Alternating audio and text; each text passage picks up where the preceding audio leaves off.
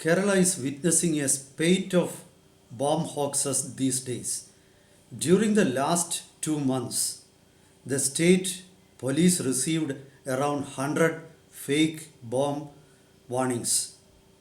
This has attracted the attention of security agencies against the backdrop of the proposed visit of Prime Minister Narendra Modi to the state capital Thiruvananthapuram in connection with the Naval Day celebrations.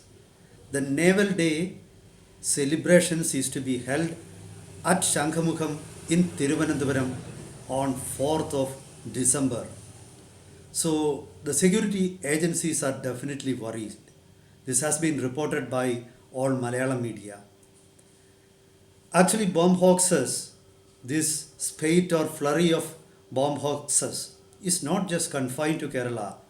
The neighboring state of Tamil Nadu is also witnessing the same phenomenon. Authorities are a bit worried over this because they have standard operating procedures, and as per these procedures they are expected to thoroughly scrutinize the destination or the targeted area, and they have to spend a lot of time, and this is time spent worthless. But at the same time they cannot just ignore such warnings because of the bomb blast in Delhi and what is happening elsewhere. So what could be the reason for this flurry of bomb hoaxes? Is it simply that somebody is just trying to fool security agencies, or some mentally unstable people are behind it, or is it a prank being played by somebody on security agencies? Prima facie evidences show that that's not just a prank. There is a method in this madness. So, what could be those? Is the investigation or the probe of the police in the right direction? These are questions being raised by many people. So, let's get to the bottom of the whole issue. Welcome to Insights. I am Hari Kumar. So today I saw newspaper reports in many Malayalam dailies saying that during the last 2 months, Kerala police received 100 emails warning bomb blasts. As per the standard operating procedure, the police investigated each case thoroughly, but they have not been able to find anything or make anything out of that. The police said they had returned to Google because those mails came by Gmail. They had returned to Google, but the response of Google was not satisfactory. Those mails are all of those mails were encrypted mails. That means somebody with thorough knowledge of internet operations and mailing did that. So first of all, let us remove the doubt on unhinged people or pranksters. So this is done with proper planning. So that is what comes out from the preliminary investigations. So it comes from some other kind. IP address is also not known. So they use a particular type of technology which bans receivers from knowing the IP address or other details. Those targeted areas include Government Secretariat, Chief Minister's Office, courts in Kerala, five-star hotels, airports, railway stations, and almost all places of public importance. So definitely the sender wants to get some information. Perhaps the sender might be testing the vigil of security agencies, how quickly they are responding to the threat. That could be one major reason. Then they may be testing the methodology. What are the equipment used by the police to, inspect the area? That could be also another reason. Then again, they may have got malls planted at different important places. So it's possible that somebody might be watching the police investigation or scrutiny, how quickly police reach the place. All these, I think, somebody might be observing. And they may have a particular aim. Perhaps they might have chosen Kerala as a laboratory to test the response of security agencies. They may be planning to do it real blasts at somewhere else. That could be the reason. But you cannot also deny that Kerala is not a deny that Kerala is a targeted place. Kerala perhaps is also one of the targets. If police ignores such threats, eventually the situation could be that of a child that cried, wolf, wolf.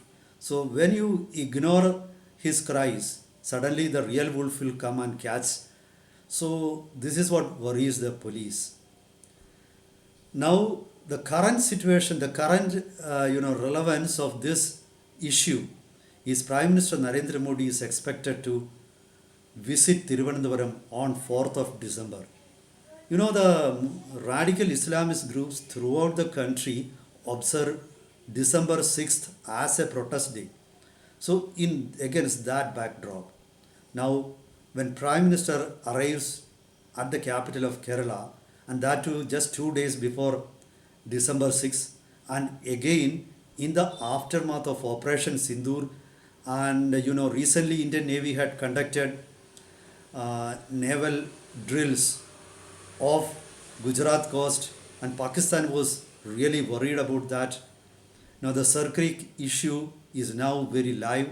So against all those backdrop, the security agencies need to be very vigilant. So that is what worries Kerala. And if you look at the recent past, there have been terror attacks in Kerala. When I say this, many people think that I am exaggerating. No, just because the casualties in terror attacks in Kerala have not been high, don't dismiss the or don't cover up the fact that terror attacks happened in Kerala. For example, there have been many attacks on trains in Kerala. Two such incidents I will point out. A couple of years, it was not long ago. Just 1 or 2 years ago, there was an attack in a train near Kozhikode, and a bogie was set on fire. Then there was another attack on a train parked at Kannur railway station, and a bogie was completely gutted. At Kozhikode, now there are reports that the extremist who carried out attack, he is from Maharashtra, he used fire accelerators, the same fire accelerator used in Delhi blast. So now you cannot dismiss possibility of a terror attack in Kerala. Then again a couple of years ago, there was a terror at a lone wolf attack against a police sub-inspector at Kerala Tamil Nadu border in Kanyakumari district in Tamil Nadu. That was a rare incident. Not many places in India have reported such a terror attack. The attacker then entered Kerala, hid his weapons, a revolver, and other equipment in Kochi and Thiruvananthapuram. So now you cannot dismiss the possibility of a terror attack in Kerala. So all these facts, if you weave together, then you would realize that the situation is really dangerous. Kerala is not a safe haven. So perhaps this is what worries state police officials. The state had actually recorded blasts at civil station, collectorates at Kollam and Ernakulam a few years ago. So incidents, there is no dearth of incidents in Kerala. Tamil Nadu, the situation, if you look at the number of bomb hoaxes received in Tamil Nadu, as per newspaper reports, they are higher than in Kerala. In Tamil Nadu, in last 2 months, they received 200 bomb hoaxes. Not a simple, silly number. But unfortunately, the security agencies have not made out anything from these bomb hoaxes. They couldn't, trace anybody who is involved in it. It's true that the Google and other, Microsoft or other tech companies based in the West are unwilling to part information. But at the same time, there may be other, pieces of evidence which needs to be pieced together. For example, I firmly believe that at the targeted destinations, there could be operatives or handlers or malls who could be watching the operations, combing operations of security agencies. So perhaps security agencies could begin their investigation right from the targeted place. For that, you don't need the help of any Western technical agencies. And India doesn't have any dearth of software professionals, and we are one of the leading countries in the world in the software sector.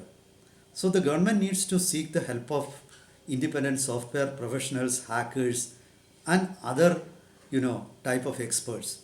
So I think this is a serious issue that warrants urgent intervention of central government. Now this is the situation. I will be back with updates if something comes up. Meet you again with updates. Till then, goodbye.